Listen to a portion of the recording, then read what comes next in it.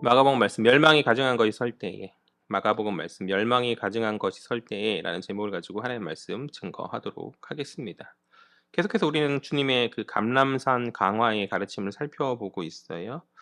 주님의 감람산 강화는 크게 두 가지로 정리되거든요. 우리가 지금 13장 보는데 13장 크게 두 개로 정리될 수 있어요.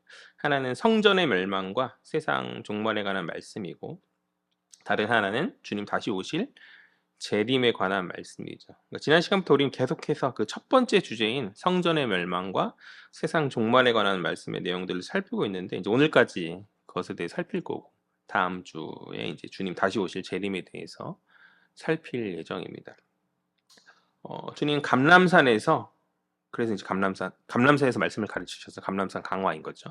주님 감람산에서 성전의 멸망과 세상 종말에 대해서 말씀하실 때 제자들은 큰 충격과 놀람 가운데 주님께 그 마지막 날의 징조를 물어보았죠. 근데 흥미롭게도 주께서는 제자들이 기대했었던 어떤 그 구체적인 시기와 징조에 대해서는 곧장 말씀하지 않으시고 어떻게 하시죠? 오히려 마지막 때를 대하는 신자의 태도에 대해서 말씀하시지 않습니까? 그러니까 주님이 강조하신 그 신자의 태도는 무엇인가 지난 시간에 우리가 살펴보았는데 먼저는 난리와 난리 소문이 들려도 세상 풍조에 요동하거나 한마디로 두려워하지 않는 그런 믿음을 말하는 것이죠. 그러니까 두려워하지 않는 것이었다 첫 번째. 그리고 그 다음으로 사람들에 의해서 또 심지어 가족들과 가까운 자들에 의해서 넘겨짐을 당하죠. 세상 권력자들과 어떤 그런 사람들 앞에 재판자 앞에 넘겨짐을 당하는 어떤 극심한 박해의 그런 상황 가운데 다시 말해서 곧 넘겨짐의 모든 상황 가운데서도 끝까지 믿음을 지키며 견디는 인내를 주님 말씀하지 않습니까? 그러니까 주님 보시기에 마지막 때를 살아가는 신자에게 그러니까 제자들에게 중요한 것은 언제 어떤 일이 일어나는가 하는 어떤 지식이나 어떤 그런 정보가 아닌 그 환란의 한복판에서도 믿음을 잃지 않고 두려움 없이 끝까지 견뎌내는 그런 인내가 주님 보시기에 중요하였기 때문에 주님은 때와 징조를 말씀하여 주시기보다는 이제 우선적으로 먼저 그때를 살아가는 신자의 태도에 대해서 지난 시간 강조하여서 말씀하여 주셨던 것이죠. 그럼에도 불구하고 그 마지막 날에 당신의 제자들이 잘못된 길로 미혹당해서 혼란에 빠질 수 있잖아요. 그렇기 때문에 힌트를 주시는 것이죠. 그 분명한 이정표이자 결정적 징조 하나를 이제 오늘 본문 가운데 말씀하여 주시거든요. 그것이 바로 오늘 본문 14절에서 말하는 멸망에 가증한 것이 서지 못한 것에 서는 것. 그게 바로 징조다. 그러니까 징조에 대한 말씀을 처음에 물었을 때 말씀하지 않으시고 태조에 대해서 먼저 말씀하셨던 주님. 이게 중요하니까 그건 중요한 게 아니야. 이게 중요하니까 내가 두려움 없이 믿음과 인내를 거기서 견뎌라라고 말씀하셨던 주님께서 그러나 그 견딤의 과정이 두려움 없이 믿음으로 가는 과정이 잘못된 것에 빠져가지고 막 엉뚱한 열정을 보이고 그런 어떤 잘못된 것을 참으며 인내하는 그런 것은 아니기 때문에 그래도 이제 그들이 혼란스럽게 길에 어긋나지 않도록 분명한 징조 하나를 보여주시는데 그것이 바로 무엇이다? 14절에 나오는 오늘 본문 멸망이 가진 것이 서지 못한 것에 서는 것이다. 굉장히 길어요. 말하기가. 14절 말씀 보죠. 14절 말씀 다 같이 뭐 길게 말하지 마셔도 되게 심플한 건데요. 다 같이 읽겠습니다. 시작. 멸망에 가증하는 것이 서지 못할 곳에 선 것을 보거든 읽는 자는 깨달을진저 그때 유대에 있는 자들은 산으로 도망할지어다. 아멘. 14절에서 주님 멸망이 가증한 것이 서지 못할 곳에 선 것이 바로 결정적 징조다. 이렇게 말씀하세요. 말도 어려워. 멸망이 가증한 것이 또 쓰는 말이 아니어가지고 다시 멸망이 가증한 것이 서지 못하는 어떤 것에 설 때 그것이 바로 징조다. 뭔가 괜히 심오하고 뭔가 있어 보이는 그런 거지만 사실 굉장히 심플한 거거든요. 그런 징조인데 아무튼 그게 징조인데 그 멸망은 가증한 거 그게 서지 못할 것에 서는 그것이 징조인데 그때 어떻게 행동해야 되는가? 도망가라. 그 징조가 앞에 눈앞에 보이면 그때는 도망가야 될 때다. 마지막 때니까 도망가야 될 때다. 이렇게 말씀하시는 것이거든요. 그렇다면 이제 궁금하죠. 멸망이 가증한 것이 무엇인가? 멸망이 가증한 것이 무엇인가? 이 멸망이 가증한 것이란 굉장히 간단해요. 하나님의 대적이 세운 우상을 이야기하는 거예요. 멸망이 가증한 것이 있을 때 다시 말해서 하나님을 대적하는 자들에 의해서 우상이 세워질 때에 어디에 세워지는 거예요? 성전에 세워지는 것을 말하는 것이죠. 예루살렘 성전에요. 이 말씀은 그 구약의 다니엘서의 예언을 배경으로 하신 말씀이거든요. 다니엘서의 예언을 보면 하나님의 거룩한 성소에 성전이죠. 성전 성소의 외부의 군대로 말미암아서 있어서는 안 될 더러운 우상이 세워져서 제사와 성전에 있었던 어떤 제사와 예배를 짓밟을 것을 그렇게 경고합니다. 그 다니엘서의 구약의 말씀 그대로 이스라엘 역사 안에서 신구약 중간기인 마카비 시대에 시리아 왕이었던 안티오쿠스 에피파네스가 실제로 성전 역사 안에서 성전을 짓밟고 하나님의 제단을 다 패한 후 그 뒤에 이제 제우스 신상을 세우고 멸망에 가증한 거에 선 거죠. 제우스 신상을 세우고 그 이스라엘 민족들은 돼지를 굉장히 부정한 짐승으로 이렇게 이해했었는데 그 돼지 피를 제사 제단에 막 뿌리는 성전에 뿌리는 막 그런 그러니까 노골적이고 아주 집요하게 어떤 그들을 수치스럽게 만드는 그런 행위를 했었단 말이지. 그러니까 이것이 이스라엘 민족에 있어서 깊은 수치이자 충격적인 사건이었거든요. 예수님 태어나기 전에 중간기 사이에 그런 일이 있었거든요.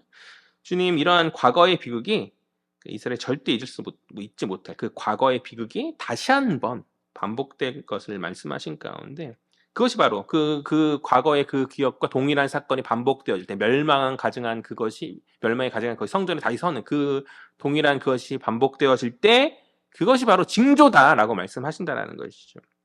주님의 예언은 이루어졌어요. 그 주님의 예언대로 주님이 사후 그러니까 주님 하늘 올라가신 사후 40년 뒤인 AD 70년경에 로마 장군 티투스가 로마의 군대를 가지고 예루살렘을 포위함 가운데 성전을 완전히 파괴하죠. 이때 로마 군대는 자신들의 군기를 성전터에 독수리 그림이 세워진 어떤 이스라엘 민족의 우상이 되어진 것이죠. 그 자신들의 군기를 성전터에 세우고 그 성전에서 이방인의 제사를 지냈다고 하거든요. 그러니까 다니엘서의 그 예언과 동일한 과거에 있었던 그 비극이 주님 예언대로 역사 속에서 성취되는 그런 순간인 것이죠. 그 전쟁에 일어나는 그 많은 과정 가운데 많은 유대인들이 요단강 건너에 있는 산지인 펠라로 피신하였다고 역사가 요세푸스는 기록하고 있어요. 다시요. 그 전쟁이 벌어지는 포위되고 막 이스라엘이 멸망하는 그 과정 가운데 많은 유대인들이 요단강 건너에 있는 산지인 펠라라고 하는 산지인 것 같아요. 펠라라는 산지로 피신하였다라고 역사가 요세푸스는 기록하고 있는데 아마도 이때에 오늘 주님의 말씀, 이 경고를 기억한 제자들과 많은 그리스도인들 역시 이 피난에 동참하여서 생명을 건졌을 거예요. 반면에 예루살렘 성에서 끝까지 머물면서 로마 군대에 대항하였던 많은 유대인들, 그게 사실 유대인들의 모습이잖아요. 절대 포기하지 않고 왜 이방인들을 어떻게든 하나님이 함께 하시다 하는 그런 구원에 이기려 하는 그런 모습. 그러니까 그렇게 대항했던 사람들이 많이 있었는데 그 사람들은 결국 전쟁과 기근 속에서 로마가 이제 예루살렘을 포위했으니까 음식이나 이런 게 들어갈 수 없잖아요. 그 기근 속에 생명을 잃게 되었고 결론적으로 유대인들이 약 110만 명이 죽었다고 해요. 110만 명이 죽고 어마어마한 숫자가 죽었죠. 그리고 10만 명이 포로로 끌려갔다고 역사가는 기록하고 있거든요. 그때에 십자가형이 너무 많아서 그러니까 로마는 반대하는 반역자에게 십자가형을 때리는데 그 예루살렘이 이제 로마에 짓밟히는 것이 반역이잖아요. 십자가형이 너무 많아서 언덕에 나무가 하나 남지 않았다라고 그런 기록이 남아있을 정도로 아무튼 그 성전의 마지막은 주님 말씀하셨던 그대로 매우 참혹한 것이었다라는 것이죠. 그런데 이 주님의 예언이 여기서 끝이 아니에요. 왜냐하면 오늘 본문은 성전의 멸망과 동시에 무엇을 얘기하는 거예요? 성전의 멸망은 하나의 또 하나의 그림자인 것이죠. 그 성전의 멸망과 더불어서 오늘날 우리에게는 세상의 종말을 이야기하는 그러니까 성전의 멸망과 세상의 종말을 동시에 품고 있는 이 중첩된 말씀이거든요. 예언이란 것이 다중적으로 이루어질 때가 많이 있는데 단순히 예루살렘 멸망 예언만 말하는 것이 아닌 온 마지막 종말의 때의 마지막 때를 멸망을 이야기하는 그런 중첩된 말씀이기 때문에 다시 말해서 AD 70년에 있었던 예루살렘의 그 실제 멸망 사건은 단지 역사 속 한 사건만으로 끝나는 것이 아닌 장차 있을 마지막 심판과 환란을 비추는 그림자이기도 하다라는 거죠. 그래서 오늘 주님께서 말씀하신 멸망이 가증한 것은 과거의 사건이면서 동시에 오늘날 우리에게 있어서 과거 역사에 지나갔던 그들의 비계획이었네 유대인들의 로마 입시법이 그것이 끝나는 것이 아닌 우리에게 다가올 미래의 경고이기도 한 것이죠. 그래서 원래 이게 주의 그런 성경의 예언이라는 것이 역사 속에 반복되면서 분명하게 드러나는 어떤 종말의 징조가 되는 것이거든요. 어쨌든 다시 정리하면 과거의 사건이 동시에 우리에게서 미래의 경고이기 때문에 이것을 종말의 징조로 우리가 말씀을 이해해야 한다는 것이죠. 그렇다면 이제 오늘날 마지막에 징조가 되는 멸망에 가증한 것이 무엇일까? 당시 로마의 시대처럼, 그러니까 당시 그 로마가 제국으로 있는 그 시대처럼 전쟁이 들어오고 어떤 그러한 모습이라기보다, 그러니까 단순히 어떤 특정 사건이나 특정 상황으로 이것을 이해하기보다는요, 성경 전체의 흐름 속에서 볼 때 결국 하나님이 계셔야 될 거룩한 자리에 하나님을 대적하는 온갖 세상의 것들이 들어와 있는 모든 형태의 우상을 의미한다라고 저는 그렇게 해석하거든요. 저는 그렇게 생각하거든요. 다시 하나님이 계셔야 될 그 거룩한 자리에 하나님을 대적하는 온갖 세상의 것들이 들어온, 그러니까 멸망에 가증한 것이 자리 잡는 그것이 모든, 그러니까 그러한 모든 형태의 우상이 바로 오늘 우리가 신경 써야 될 그것이 아니겠는가. 그러니까 예를 들어서 하나님께만 드려야 될 거룩한 예배의 자리를 가로채는 어떤 세상의 성공과 물질의 우상이 오늘날 시대의 성도들에게 있죠. 그 멸망에 가증한 것이 서고 있는 거죠. 그 하나님의 절대적인 주권을 거스르고 인간의 어떤 이성과 영광을 높이는 인본주의적인 권세가 오늘날 가운데 많이 있지 않습니까? 그리고 교회 강단 안에서도 어떤 복음을 전해야 되는데 그 복음보다는 진리의 복음을 밀어내고 어떤 세속적 가치, 어떤 제가 그런 책들을 좀 잘 싫어하는 편이긴 한데 어떤 자기 개발의 어떤 교회는 설교 강단은 주의 복음을 전하고 예수가 나에게 어떤 분이시고 그러니까 다 아는 사실이지만 이미 믿음 안에서 그것을 다시 한번 늘 재확인하며 재상연함 가운데 우리가 깨닫는 것인데 그것이 아닌 어떤 세상에서 어떻게 살아가야 하는가, 착하게 사는 것, 선하게 사는 것, 뭐 그것도 뭐 중요하지 않다는 것은 아닌데 그것이 묘하게 복음의 자를 대치하는 어떤 영적 타락의 현실들이 바로 그러한 것 아니겠냐는 것이, 멸망이 가증한 것이 아니겠냐는 것이죠. 그러니까 이러한 멸망이 가증한 것 앞에 우리는 주의 경고의 말씀대로 어떻게 해요? 도망가야 한다. 오늘 본문의 말씀 어렵지 않거든요. 도망가야 한다. 그것을 피하여서 도망가야 한다. 14절 하반절을 보니까 주님 어디로 도망갈 것을 말씀하시죠? 산이에요.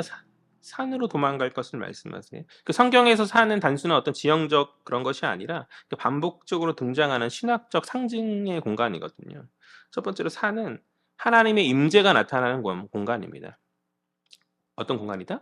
하나님의 임재가 나타나는 공간이다. 모세가 시내산에서 하나님을 만났죠. 또 엘리야가 호렙산에서 하나님의 그 세미한 음성을 듣고 그게 회복되어서 나오지 않습니까? 또 두 번째로 산은 하나님의 말씀이 선포되어지고 언약이 세워지는 공간이에요. 그러니까 시내산에서 십계명이 주어졌고 또 주님께서도 산에 올라서 어떤 말씀을 하세요? 산에서 가르치신 말씀이에요. 산상수훈의 말씀을 하심으로 말미암아서 하나님의 뜻과 삶의 기준을 선포하시잖아요. 그러니까 산은 하나님의 말씀이 선포되고 언약이 세워지는 공간이다. 세 번째로 산은 피난처의 공간이기도 하죠. 구약을 보면 소돔과 고모라의 그 멸망 가운데 롯이 하나님의 그 사자의 인도하심을 따라서 어디로 도망가죠?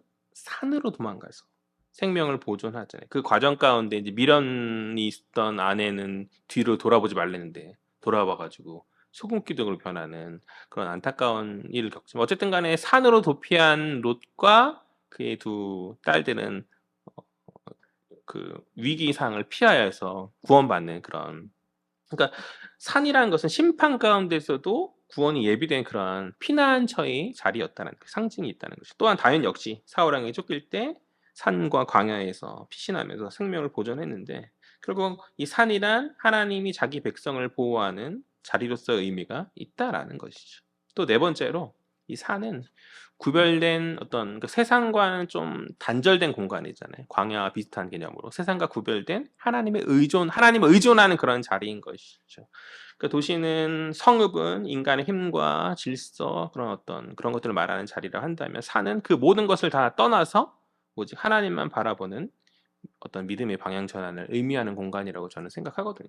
결국 산으로 가라는 오늘 본문 말씀 가운데 산으로 가라는 14절 하반절 산으로 가라는 주님의 말씀은 오늘날 우리를 미혹해하고 혼란케 하는 그런 멸망이 가증한 것들, 그러니까 그 멸망에 가증한 자리에서 즉시 빠져나와서 어디로 가라? 하나님의 임재로 나아가고 하나님의 말씀 아래로 들어가고 하나님께서 예비하신 구원의 자리로 피신하고 오직 하나님만 의지하는 믿음의 자리로 어떤 방향 전환을 하라는 그런 결단의 명령으로 우리가 이해할 수 있지 않겠는가라는 것이죠. 멸망이 가증한 것이 설 때, 우리를 미혹하게 하는 어떤 우상이나 그런 것이 설 때에 그게 마지막 때의 징조인 줄 알고 위기 상황이니 너희 삶이 생명에서 어떤 죽음으로 어둠으로 잠식되어져 비극으로 잠식되어야 될 위기 아주 중차대한 위기의 순간이니 어떻게 해야 즉시 도망가라. 즉시 어디로? 산으로. 그 산이 가리키는 건 무엇이다? 하나님 계시 하나님이 함께 하시고 지키시는 그 피난처로 너가 즉시 움직여야 된다라고 주께서 말씀하십니다. 결단의 말씀을 하고 계신 거예요. 결단의 말씀. 마지막 종말의 때에 또 마지막 종말의 때에 살아가는 이 말세지 말에 우리가 그런 세상의 미혹 앞에서 그 우상 앞에서 즉시 결단하고 도망가야 된다. 15절 16절 말씀 볼까요? 15절 16절 말씀 다 같이 읽겠습니다. 시작. 지붕 위에 있는 자는 내려가지도 말고 집에 있는 무엇을 가지러 들어가지도 말며 밭에 있는 자는 겉옷을 가지러 뒤로 돌이키지 말지어다. 아멘. 15절과 16절에서 주님 환난날 이제 산으로 피하라게 말씀하실 때 그 행동, 그러니까 결코 머뭇거리거나 지체하지 말 것을 이제 15절 16절을 통해서 말씀하시거든요. 먼저 15절을 보니까 지붕 위에 있는 자는 내려가지도 말고 무엇을 가지러 들어가지도 말 것을 말씀하세요.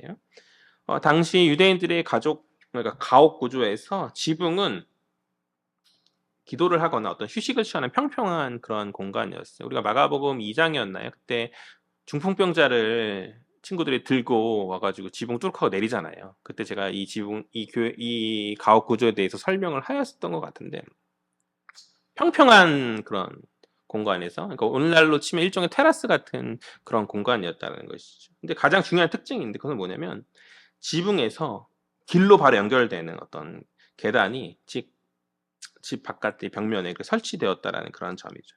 만약 지붕에서 환란을 목격하면 굳이 집에 들어가기 위해서 내려가지 말고 어떻게 해요? 도망가라는 거예요. 그러니까 지붕에 있으면 가장 위기가 왔을 때, 뭐 예를 들어서 그 위기란 그들에게서 로마의 군대가 쳐들어오고 있는 그런 장면, 멀리서 보여질 거 아니겠어요? 멸망이 가진 것이 서는 그것을 보는 그 순간에 그때 어떤 생각이 들어요? 왔네? 도망가야겠다라는 생각이 들어서 그 지붕 위에서 내려가서 뭔가 이것저것 찾고 막 하고 그럴 시간조차 없다.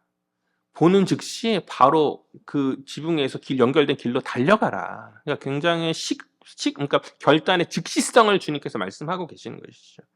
뭔가 피난하려면 필수품들을 챙기고 이것저것 챙겨야 되지 않겠어요? 그러나 무언가 가지러 가다가 너가 죽게 된다. 갑자기 닥쳐온 어떤 군대와 약탈자의 무리들에 의해서 너가 죽게 되니까 즉시 도망가라. 뭔가 낌새가 보이면 뒤도 돌아보지 말고 도망가야 한다. 조금 지체와 미련이 결국 생명을 위태롭게 만들 것이기 때문에 즉시 결단을 주님께서 말씀하시는 것이죠. 그러니까 내 생명이 왔다 갔다 하는 그 상황에서 세상 소유가 무엇이 중요하겠어요? 그렇죠? 한낱 세상 소유를 붙드는 것이 아니라 주의 말씀에 즉각 순종함이 신자의 자세 아니겠는가. 오늘날 이 시대 안에서 로마 군대가 쳐들어오진 않죠. 그러나 눈에 보이지 않지만 우리를 미혹해하는 멸망에 가증한 것이 나의 삶의 주인 자리를 차지하면서 중심으로 설 때가 얼마나 많이 있습니까? 그때에 우리의 생각은 요거 내가 해야 될 것들 요것들 좀 잘 챙기고 요것 좀 하고 해서 요렇게 해서 그래도 어떻게든 도망가면 되는 거 아니야. 제일 얄팍한 생각이 마지막 죽기 전에 예수 믿어야겠다 이거 아니에요? 그죠? 그게 아니다. 그게 아니다는 것이죠. 나를 완전히 잠식하고 너에게 허락된 그 생명이 온전히 빼앗기기 전에 인지하였다면, 나의 삶이 어떤 세상의 유혹 앞에 흔들리고 있는 것을 바로 인지하고 깨달았다라고 한다면 그 즉시 끊어야 된다라는 말씀인 거죠. 돌이켜서 바로 그 길로 연결된 길로 가라. 내려가서 이것저것 챙기게 마라. 그러면 그러야만 너희가 생명을 보존할 수 있다라는 주님의 그 말씀이시거든요. 다음으로 16절을 보면요. 같은 맥락인 거죠. 밭에서 겉옷을 가지러 돌이키지 말 것을 주님이 말씀하세요. 당시 유대인에게 있어서 겉옷은 단순히 입는 옷 이상인 거죠. 낮에는 옷이지만 밤에는 이불인 동시에 추위를 막는 생존의 필수품이에요. 그래서 특히 가난한 사람들에게는 거의 유일한 재산이에요. 거의 겉옷 그 한 벌이 유일한 재산이자 최소한의 그런 생존의 안전 장치였는데, 그렇기 때문에 율법에서도 가난한 이웃의 겉옷을 담보로 삼았다라고 한다면 해가 지기 전에는, 그날 하루밖에 못 잠아 담보로, 해가 지기 전에 반드시 돌려주라고 명령했을 정도로 이것은 빼앗아서는 안 되는 그것을 빼앗는 것 자체가 불법인 것이죠. 빼앗으면 안 되는 그러한 아주 중요한 필수품, 생존의 필수품인 그런 것인데, 그런데 주님 어떻게 말씀하세요? 밭에서 일할 때, 그러니까 밭에서 일할 때 그 옷들을 입고 겉옷을 불편하게 입고 일할 수는 없을 거 아니에요? 더운 데서.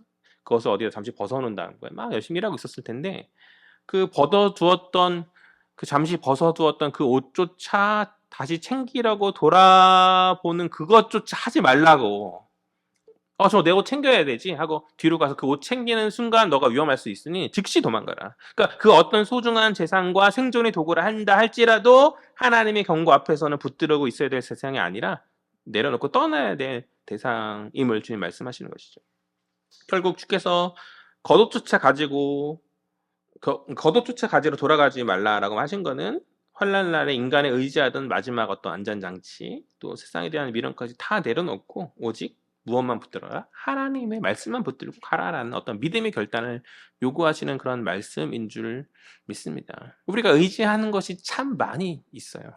하나님 말씀 앞에서 하나님 말씀보다 우리가 의지하는 세상의 수많은 안전장치들을 계속해서 만든 가운데 우리가 이 땅에 살아가는데, 그러니까 우리가 이 땅에서 살아가고 그것이 끝이면 그렇게 해야죠. 그렇게 하고 그렇게 할 수 있지만, 그러나 우리의 끝이 여기서 머무는 것이 아니잖아요. 이 땅에 머무는 것이 아니잖아요. 그리고 하나님 나라로 가는 것이고 하나님 나라에 가는 것이 중요한 것이고 그것이 더 큰 가치이고, 그것을 우리가 믿음으로 믿는다라고 한다면 이 땅에 스스로의 안전을 보장하기 위해서 만든 수많은 안전장치와 이런 것들을 세움 가운데 하나님의 말씀을 등한시하고 주의 자녀답지 못한 모습을 살기보다는 그렇게 살아서는 안 되는 것이죠. 하나님 기뻐하시는 모습으로 우리가 나아가야 하지 않겠는가. 하나님의 말씀은 간단합니다. 즉시 돌이켜라. 즉시 던지고 내려가라. 그거 찾을 시간 없다. 너가 중요한 것은 그 겉옷 그것이 아니라 너의 생명을 보존하는 것. 주 하나님께서 함께 하심을 믿고 그 말씀 안에서 너의 생명을 보존하는 바로 그것이다. 너 스스로를 구원이 아닌 잘못된 다른 것들로 채우지 말아라 라는 그 말씀하고 계신다. 말씀 아주 간단해요. 도망치세요. 그 밈이랄까? 그 유행어 있었던 것 같은데 도망쳐 있잖아요. 도망쳐. 처제가 맨날 많이 그 도망쳐 했던 것 같은데 그게 어디서 나온 인터넷 용어 같은 거잖아요. 어디서 나온 말인가 했더니만 그게 처음에 주식 뭐 그런 데서 나온 말인가 봐요. 주식이 폭락돼 가지고 재산이 다 날릴 상황 가운데 빨리 도망쳐라, 손절해라라는 그런 말이었던 것 같아요. 그러니까 한마디로 위기 상황 가운데 우리가 해야 될 건 신자가 해야 될 건 뭐냐? 도망치는 거다. 도망치는 것이죠. 빨리 끊고 해야 도망가야 되는데 그걸 질질 끊고 하다 보면 있는 돈도 다 날리고 다 이렇게 손해 본다 그거 아니겠어요? 그러니까 우리 인생에서의 위기의 순간은 하나님이 없는 거죠.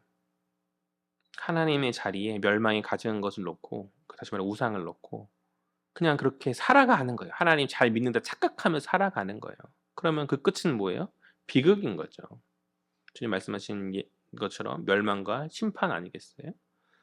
그 심판의 자리에 머물러 있는 자들이 아니라 즉시 돌이켜서, 타협하지 않고 즉시 돌이켜서 주님 피나라는 곳에, 그러니까 주 하나님 계신 산으로 도망가야죠. 도망쳐야죠. 주저하지 마시기 바랍니다.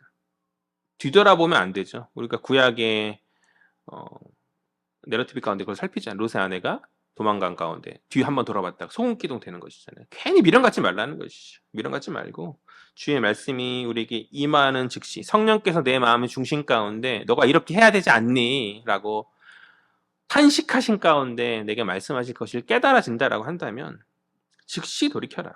그것만이 우리가 생명을 보존할 유일한 길이다. 이어지는 본문은 다가올 그 환난의 날이 얼마나 혹독하고 처절한지에 대해서 주님께서 계속 말씀하신 구절이거든요. 17, 18, 19절 말씀 보죠. 다 같이 읽겠습니다. 시작. 그날에는 아이 벤 자들과 젖먹이는 자들에게 화가 있으리로다. 이 일이 겨울에 일어나지 않도록 기도하라. 이는 그 날들이 환난의 날이 되겠습니다. 하나님께서 창조하신 시초부터 지금까지 이런 환난이 없었고 후에도 없으리라. 아멘. 오늘 본문이 저는 설교 준비를 하면서 굉장히 어려웠어요. 왜냐면 이제 마지막 주님 오실 그 날이 좀 뭔가 이렇게, 예수께서 오늘 이 말씀 하실 때는 어떤 로마 군대가 이스라엘을 억압하는 어떤 혼란의 상황이고 막 이런 상황이었는데 오늘 대한민국 사회가 너무 행복하거든요. 제가 느끼기에 평안하고 그죠? 주님 언제 오실지에 대한 고민이 아무런 생기지 않는 그런 시대여가지고 우리에게 어떤 말씀을 적용할까에 대한 그런 고민이 좀 있어가지고 이 본문 설교가 하기 좀 어려웠거든요. 그렇죠. 우리가 전혀 상관없는 말씀이 아니죠. 그날 주님 마지막 그날은 도적같이 오는 것이기 때문에 우리가 항상 깨어 있어야 하는 줄 믿고 오늘 이 말씀에 우리가 주의를 기울여서 살펴야 한다고 생각하는데요. 처절한 날이다. 우리에게 다가올 그날이 처절한 날이다라는 주님의 말씀인 거죠. 17절 보니까 이제 아무래도 이제 임산부와 어린아이가 있는 자들은 피나는 것에 어려움이 있을 수밖에 없지 않겠어요. 몸도 자유롭지 못하고 이동 속도도 느릴 수밖에 없죠. 또 아기가 있으면 그 아기의 생명까지 함께 지키면서 나아가는 그 상황에서 이제 도망가야 하는 것이기 때문에 그들에게 있어서 그날은 단순 불편함의 날이 아닌 정말로 비극이자 매우 잔인하고 혹독한 그런 날이 될 수밖에 없는 거죠. 그러니까 이 말씀이 환란의 날이 얼마나 급하고 비참한 상황인지를 보여주는 동시에 주님께서 그 연약한 자의 어떤 고통까지도 깊이 바라보고 계신다는 사실을 보여주고 계시는 말씀이기도 한 것 같아요. 아무튼 그러고 18절을 또 보니까 이어서 주님 이 일이 언제 일어나지 않도록 기도하라고 말씀하시죠? 겨울에 일어나지 않도록 기도하라라고 말씀하시죠. 팔레스타인은 오늘 대한민국과는 달리 겨울이 우기예요. 우리는 여름에 우기여가지고 엄청 덥고 습하고 막 그런데 팔레스타인은 겨울이 우기여가지고 겨울이 우기면 어떤 걸까? 뭐 아무튼 그런데 비가 이제 많이 내리면 길이 이제 진흙탕이 되기도 하고 또 강물이 많이 불어나가지고 이동 자체가 어렵다고 해요. 더군다나 겨울이잖아요. 겨울은 춥잖아요.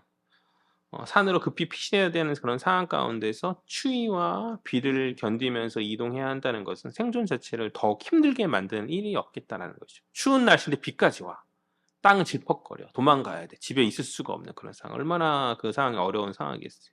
그러니까 음식을 구하는 것도 겨울이니까 어디 음식이 있겠어요? 어디 뭐 산에서 뭐 과일이라 따든 뭐 하든 뭐 그런 것도 있을 수 없는 것이고. 그러니까 어린아이와 노약자들 앞에서 이야기했던 그런 뭐 임산부나 이런 사람들은 더 큰 위험에 노출될 수밖에 없는. 그렇기 때문에 주님께서는 그 환란의 날이 겨울이 되지 않도록 기도하라고 그렇게 말씀하시는 것이죠. 이어서 19절을 보니까 주님 그 환란의 날이 얼마나 큰지 이렇게 말씀하세요. 하나님께서 창조하신 시초부터 지금까지 이런 환란이 없었고 후회도 없으리라 라는 그런 말씀이죠. 이 말씀은 좀 약간의 과장법이 있는 말씀인 것 같은데요. 그날의 환란이 단순히 힘들고 어렵다는 정도가 아닌 인간의 경험해 본 어떤 고통과 비교할 수 없을 만큼 어떤 극심 환란이 될 것을 좀 강조해서 하신 말씀이 아니겠는가. 앞서서 이야기했듯이 예루살렘의 그 멸망 당시에 기근과 학살, 그 안에 성전의 내부의 어떤 분열로 인해서 110만 명이나 되는 사람이 목숨을 잃었어요. 이는 분명 역사 속에서도 손꼽힐 만한 비극적인 사건이 분명한 거죠. 그러나 동시에 또 얘가 이야기했던 것처럼 이 말씀이 과거의 사건만 예언했던 그 말씀만이 아닌 장차 이 말 마지막 그 종말의 환란까지 함께 내다보는 중첩된 경고의 말씀이기 때문에 결국 우리에게 하시는 말씀이잖아요. 우리의 미래에게 닥칠 그 말씀하신 것이잖아요.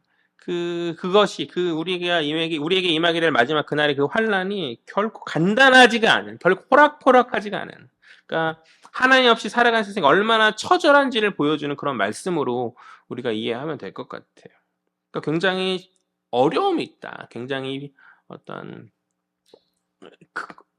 비극이고 굉장히 아주 매서운 그런 날이 임하게 되어질 것이라는 것이죠. 그러나 감사하게도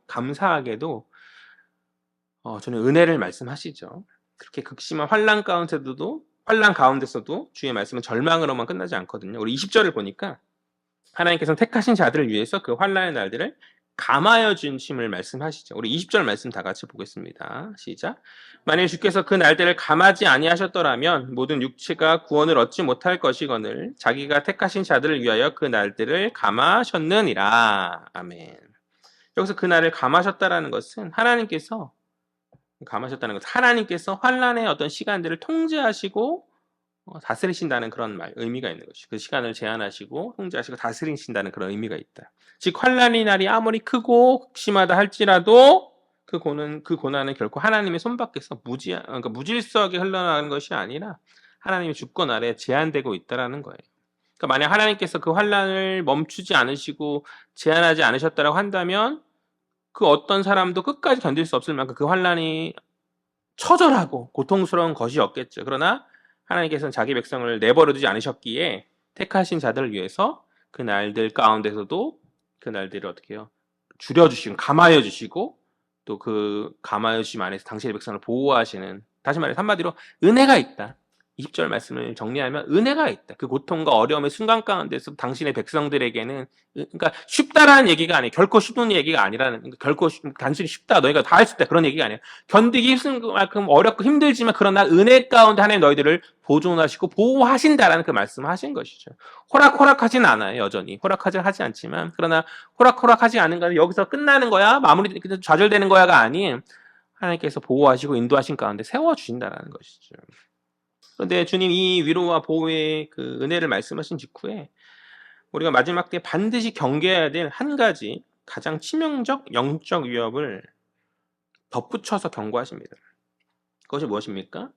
21절, 22절 말씀. 그것은 바로 거짓 그리스도들의 미혹이죠. 거짓 메시아들의 미혹인 것이죠.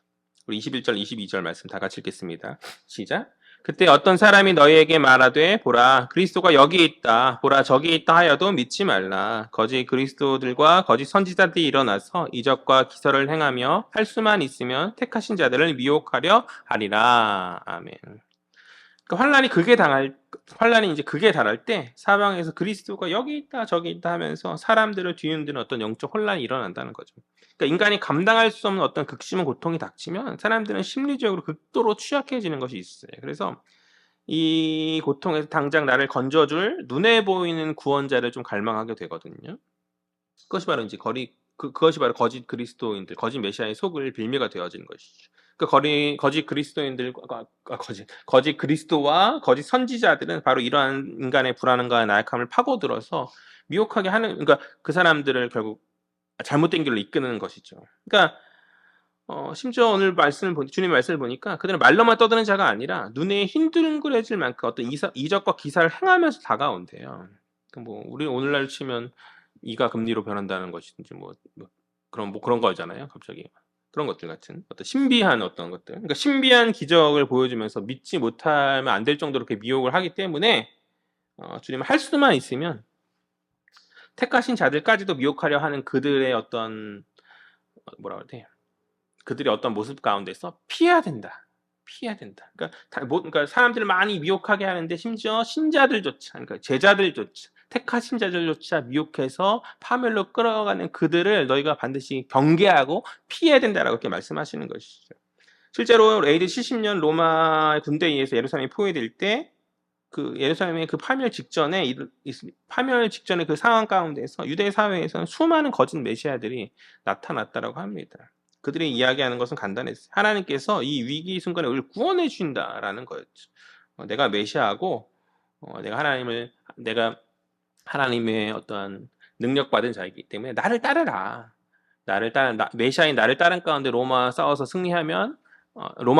승리함 가운데 우리가 이 어떤 위기 상황을 극복하고 구원받을 수 있다라는 그런 구호를 외친 가운데, 그래서 그 거짓된 어떤 확신이라고 할까요? 그 거짓된 선동을 믿은 수많은 사람들이 피난하지 않은 거죠.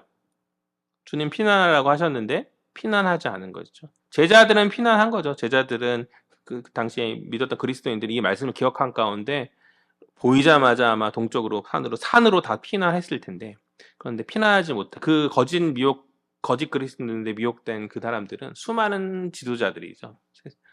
지도자들에 미혹된 그들은 그래 우리가 승리할 수 있지, 우리가 할 수 있지라는 선동에 속아서 전쟁하죠.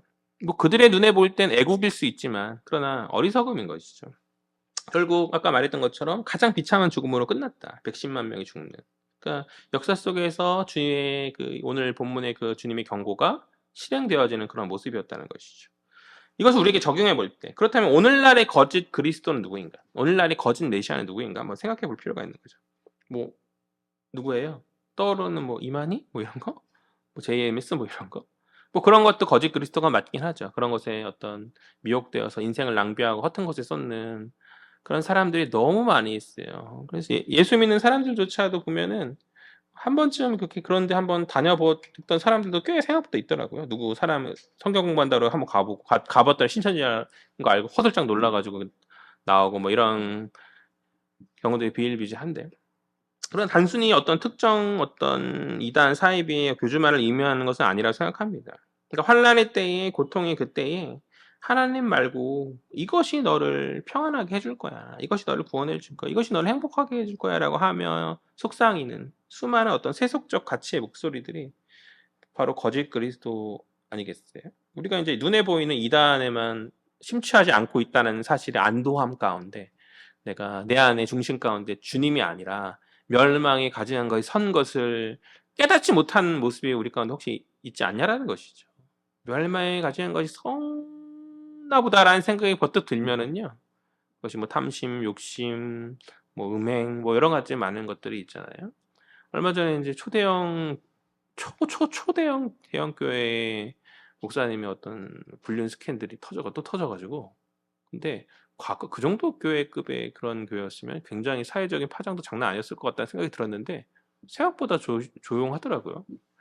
왜 조용하지? 생각이 들었는데, 이제 그러려는 것 같아. 하도 그런 게 많으니까 이제 또 그랬나 보다 하는 것. 이게 중국 교회의 비극인 거죠. 그러니까 멸망이 가증한 것이 성도뿐만 아니라 목사들에게까지 서고 있는 시대. 그러니까 그러면 우리가 깨달아야 되죠. 어떻게 해요? 서고 있으면 어떻게 해요? 우리가 아까 주님 뭐라고 말씀하셨어요? 도망가야죠. 도망가야죠. 거기 있지 말고 도망가야 되거든요. 근데 도망치지 않는 거죠. 괜찮을 거야, 다 되겠지라는, 시간이 지나면 해결되는 거 은혜로 하는 거지 뭐 하면서, 그러면 어떻게 되는 거예요? 빼앗기는 거죠.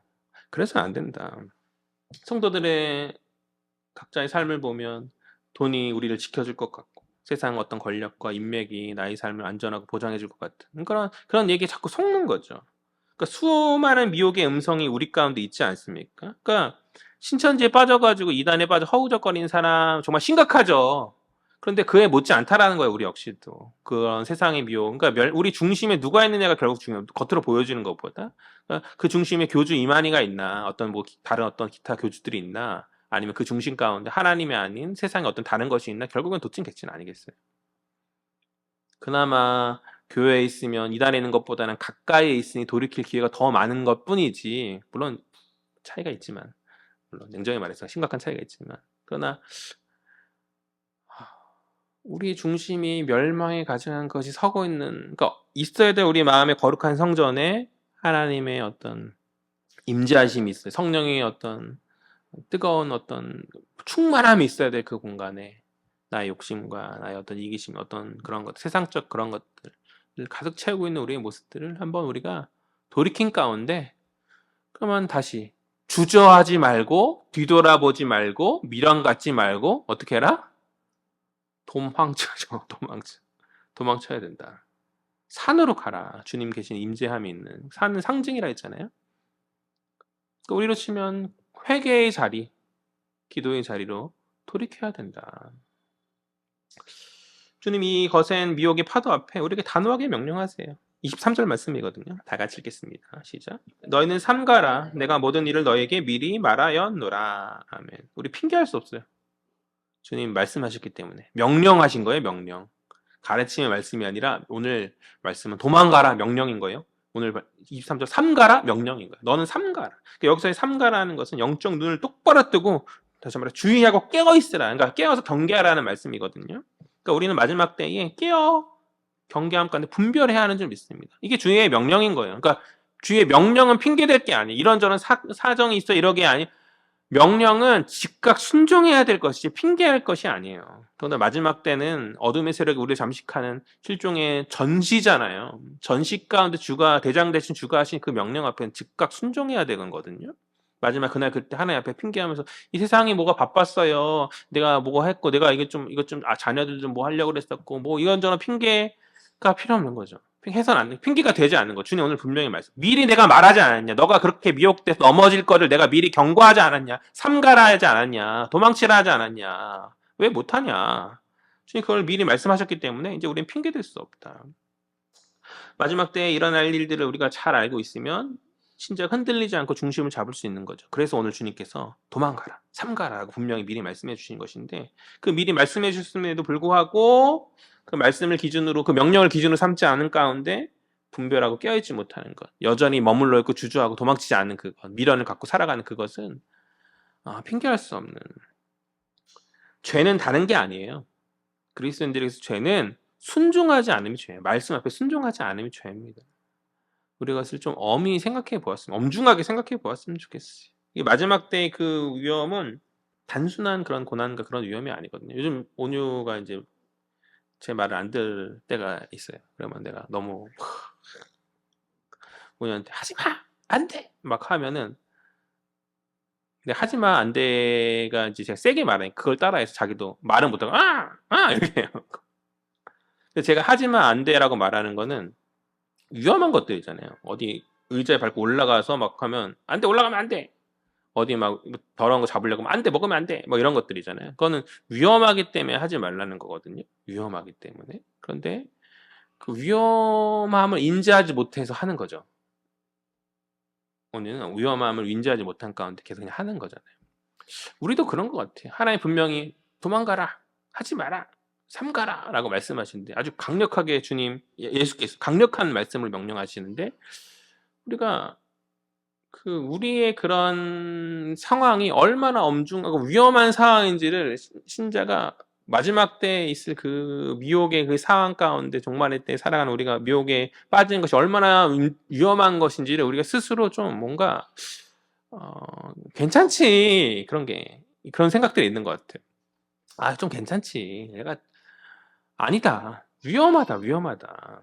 지금 즉각적으로 말씀하실 때 순종함이 기쁨의 자녀 아니겠어요? 그리고 그것이 우리를 미워하셔서 안 돼, 하지 마라고 말씀하는 게 아니라 제가 자녀를 싫어해서 오늘 미워해서 그렇게 하는 게 아니잖아요. 그 안전과 잘 됨을 바람 가운데 어떤 제한을 두는 것인데, 그러니까 우리의 상황이 결코 가벼운 상황이 아닙니다. 우리 이 땅에 살아갈 때 우리의 어떤 상황들이 결코 녹록하지 않고 위급하고 시급한 상황이다. 즉각적으로 내려가서 옷 챙기지 말고 겉옷 챙기지 말고 뒤돌아보지 말고 즉시 그 길에서 내려가지도 말고 지붕에서 바로 도망가야 되는 그런 상황이, 그런 어떤 즉시성을 우리가 깨달은 가운데 우리가 나아가지 않겠는가. 사랑하는 여러분, 마지막 때의 가장 큰 싸움은 단순히 환란을 견디는 것, 뭐 인내, 그것을 넘어서서 그 환란 속에서 누구를 붙드는가라고 생각해요. 지난 시간에 주님께서 인내를 말씀하셨다면, 오늘 말씀은 그 환란 속에서 무엇을 의지하며 나아가야 하는가에 대한 말씀을 주님 하신다고 믿거든요. 그러니까 환란이 깊어지면 사람들은 불안해지고 자꾸 불안한 마음 가운데 눈에 보이는 어떤 잘못된 것을 찾는 거죠. 그런 것이 아닌 거거든요. 그러니까 돈이 나를 살릴 것 같고, 권력이 나를 지켜줄 것 같고, 세상 방법이 나를 안전하게 할 것 같은 그런 어떤, 제가 이 말을 하루 이틀 합니까? 그러니까 가장 초라한 인생은 뭐냐면요, 제가 좋아하는 말이고 자주 하는 말인데, 가장 초라한 인생은 돈 없어서 초라한 것도 아니에요. 사람이 없어서 초라한 것도 아니에요. 내 안의 중심에 예수가 없으면 초라한 거예요. 내 안의 중심에 예수가 주인 되심이 아니고 나의 어떤 그런 것이 가증한 것이 서는 것이 바로 초라한 거거든요. 주님 분명히 말씀하세요. 도망가라. 또 23절 삼가라. 끼어서 경계하라. 분별하라는 말씀이시죠. 그러니까 멸망에 가증한 것들이 세워지는 시대잖아요. 내 안에 계속 미혹해서 말하죠. 그리고 신자가 스스로 그것을 세우고 있어. 스스로 계속해서 세우고 있어. 조각하면서 예쁘게 만들면서 내 안의 중심 가운데 아주 화려한 어떤 멸망에 가증한 것. 그러니까 그런 것들을 세우는 그러니까 사단은 우리가 생각하는 뿔 달린 그런 것이 아니라 정말 천사와 같이 영광의 어떤 그런 모습으로 마지막 때 온다고 말씀하시잖아요. 그러니까 그런 것을 우리 스스로 멸망에 가진 것을 세우고 있는 그런 이 시대 속에서 우리는 어떻게 해야 돼요? 우상의 어떤 미혹을 분별함 가운데 즉시 떠나라. 주저하지 말고 미련 떨지 말고 뒤돌아보지 말고 끝까지 붙들어야 될 주의 말씀을 붙든 가운데 그렇게 삼가함으로 깨어있는 성도들 되어야 된다. 말씀을 정리하죠. 오늘 주께서 우리에게 주신 감람산 이 강화의 말씀은 단순히 마지막 때에 두려운 그 환란이 어떠한 것인지에 대한 어떤 정보를 주기 위한 그런 말씀이 아니에요. 오히려 그 환란과 미혹 시대에 주의 백성은 무엇을 붙들고 어떻게 살아가야 하는지에 대해서 이야기해 주시는 그런 말씀인 것이죠.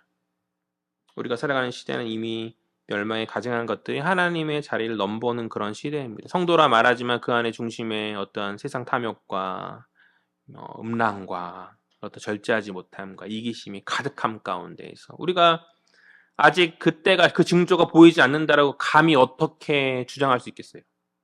그죠? 멸망에 가진 것이 이미 조국교회 안에서 많이 서 있는 모습이 아니겠는가.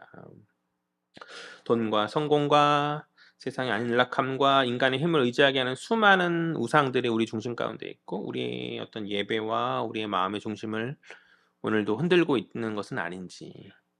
그러니까 멸망에 가증한 것이 서고 있다라는 그런 깨어있음 가운데 오늘 주의 말씀에 우리가 귀 기울여야 하는 줄 믿습니다. 주님 우리가 말씀하시죠. 첫 번째, 산으로 도망가라. 도망쳐. 세상의 미혹과 풍조를 떠나서 하나님의 임재와 그 말씀 있는 자리로 즉시 돌이키라. 방향을 돌리라라는 말씀인 것이고, 두 번째로 뒤돌아보지 마라. 세상의 소유와 안전장치에 미련두지 말고 오직 하나님을 신뢰하라는 것이고, 세 번째, 삼가하라. 삼가하여 깨어있으라.